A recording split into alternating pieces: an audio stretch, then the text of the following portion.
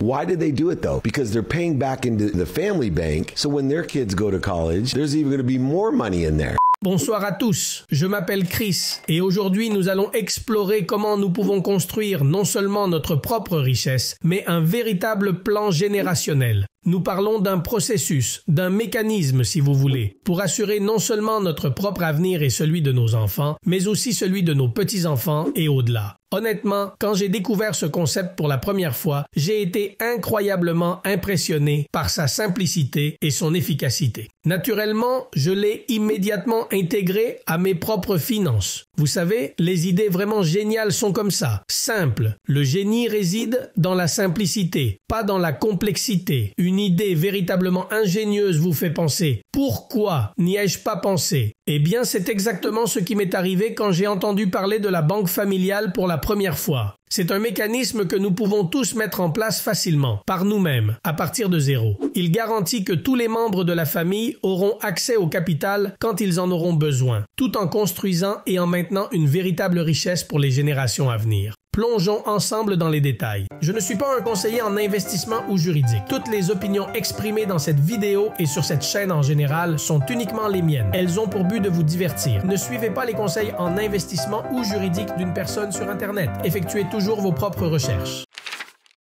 I pay the family bank every month, make a deposit. So if I make $1 million, then I'll do a $200,000 deposit in the family bank. Maintenant, dans le contexte de cette vidéo, quand nous parlons de banque familiale, nous faisons référence à un compte à haut rendement, pas une banque ordinaire. C'est un compte, une tirelire si vous voulez, où le capital s'accumule, rapporte des intérêts en continu et est disponible pour tous les membres de la famille quand ils en ont besoin, mais avec des conditions. Nous y reviendrons plus tard. Pour l'instant, commençons par les bases. Nous, en tant que première génération créant la banque familiale, épargnons un pourcentage aussi élevé que possible de nos revenus dans ce compte. Disons par exemple 20%. Ainsi, chaque mois, nous prenons 20% de nos revenus et les mettons dans ce compte à haut rendement. De cette façon, le capital croît plus rapidement, car nous faisons à la fois des dépôts mensuels et nous gagnons ces intérêts chaque jour. Nous verrons exactement comment dans un instant. Mais d'abord, nous devons souligner quelque chose. Cette banque familiale fonctionne différemment. Personne ne peut faire de retrait. Une fois que cet argent entre dans la banque familiale, il appartient à la banque. Nous pouvons soit continuer à y épargner, soit emprunter. Nobody can withdraw from it, but you can borrow from it at a huge market advantage. 0% interest over 30 to 50 years. C'est d'une simplicité magnifique, n'est-ce pas? Bien que tous les membres de la famille aient accès à ce compte, personne ne peut simplement retirer de l'argent. Aucun retrait n'est autorisé. Nous pouvons soit continuer à contribuer à ce compte, soit emprunter dessus. Bien sûr, cet emprunt ne comporte pas d'intérêt, car le but de la banque familiale n'est pas de gagner de l'argent sur ses membres. Le but est de fournir des liquidités à tous les membres quand ils en ont besoin. Mais attention, la banque familiale n'est utilisée que pour des mouvements importants. Et non, acheter une voiture n'est pas un mouvement important. L'éducation de nos enfants l'est. Partir en lune de miel n'est pas un mouvement important. Acheter une maison l'est. Vous voyez l'idée. En d'autres termes, la banque familiale est là pour garder ses membres du bon côté des intérêts composés. Au lieu d'emprunter et de payer des intérêts, nous mettons notre argent dans la banque familiale et nous collectons des intérêts. Avec le temps, cela va changer notre monde. My kids, they pay for their own college, so they'll take a $250,000 loan at 0% interest over 50 years. That's a very small payment. Why did they do it though? Because they're paying back into the family bank, so when their kids go to college, there's even going to be more money in there. My wife and my kids all pay into it. C'est exactement ça, mes amis. En mettant continuellement de l'argent dans la banque familiale et en autorisant que les emprunts, pas les retraits, nous assurons qu'avec le temps, la banque familiale va croître. C'est essentiellement le même processus que nous avons vu dans la deuxième vidéo de la série, comment nous préparons financièrement l'envoi de nos enfants à l'université. Sauf qu'au lieu de donner cet argent aux enfants, nous expliquons que c'est un prêt qu'ils doivent rembourser. Sans intérêt, bien sûr. Oui, mais ils la rembourseront. Et le meilleur dans tout ça, c'est qu'ils ne nous rendent pas cet argent à nous. Nous ne sommes pas ces parents malveillants qui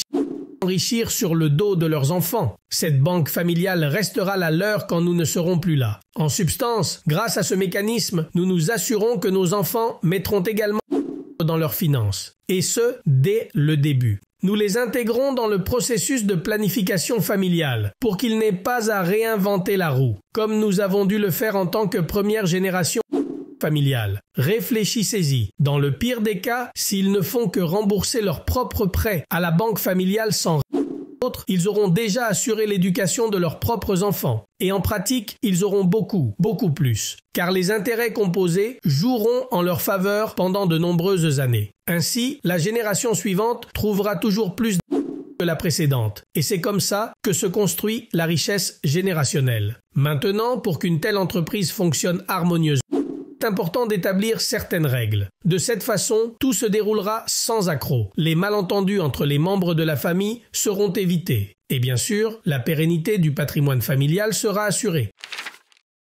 Certes, chaque famille établira ses propres règles en fonction de ses particularités. Et très probablement, chaque génération les ajustera légèrement. Néanmoins, je pense avoir identifié 3 règles de base qu'il est important d'appliquer universellement à tout type de banque familiale. Règle numéro 1. L'argent doit être restitué dans un délai prédéterminé. En pratique, je préconiserai 15 à 20 ans, selon l'importance du prêt. Ainsi, chaque membre dispose d'un délai raisonnable pour rembourser le prêt. Les caisses de la banque familiale sont continuellement réapprovisionnées. Règle numéro 2. Si nous avons emprunté de l'argent pour un objectif, nous ne pouvons pas contracter un autre prêt avant d'avoir remboursé le premier à 100%. Je pense que c'est logique aussi. Et règle numéro 3. Le montant de chaque prêt ne peut pas dépasser la part allouée à chaque membre de la génération suivante. Par exemple, si nous avons 2 enfants, aucun des 2 ne peut emprunter plus de 50% du fonds. Si nous en avons 3, c'est 33%, et ainsi de suite. De cette façon, aucun membre de la famille ne se sent obligé de contracter un prêt pour s'assurer qu'il trouvera de l'argent dans la banque familiale. Chacun sait que son propre pourcentage est sûr et disponible quand il en aura besoin. Maintenant, nous pouvons établir bien d'autres règles. Par exemple, qui décide de l'octroi d'un prêt? Uniquement les parents. Les enfants y participent-ils aussi? Comment? Avec des votes égaux? Et quand les petits-enfants arrivent, les grands-parents qui ont commencé continuent-ils à voter? Aussi, tout restera-t-il dans un seul fonds ou chaque génération divisera-t-elle le fonds à un moment donné pour continuer indépendamment? Et encore une chose, aurons-nous la banque familiale sur des comptes personnels ou créerons-nous une société qui détient le capital et dans laquelle les membres participent?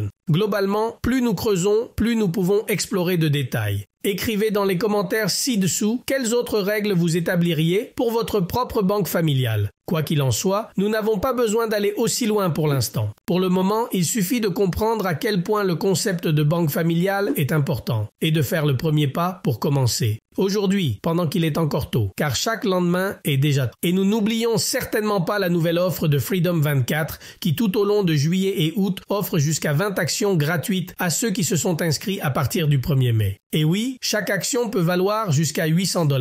Tout ce que nous avons à faire est de déposer autant d'argent que possible pour entrer dans la tranche correspondante. Et bien sûr, entrez le code que vous trouverez dans la description. Ce sont 20 actions gratuites. Il n'y a donc aucune raison de passer à côté. Et comme toujours, si vous voulez avoir mon avis sur les marchés tous les matins, rejoignez ma chaîne Telegram via le lien dans la description. C'est une analyse des marchés qui ne passe jamais sur YouTube, alors oui, inscrivez-vous à la newsletter, c'est gratuit. Merci beaucoup à tous d'avoir regardé cette vidéo, j'espère qu'elle a été utile.